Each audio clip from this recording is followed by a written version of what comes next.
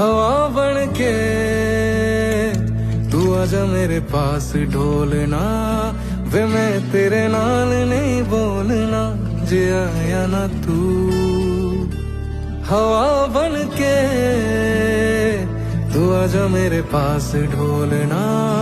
वे मैं तेरे नाल नहीं बोलना जे आया ना तू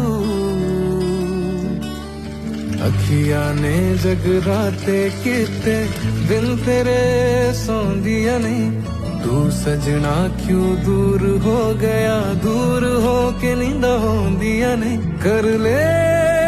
तरस वे हवा बन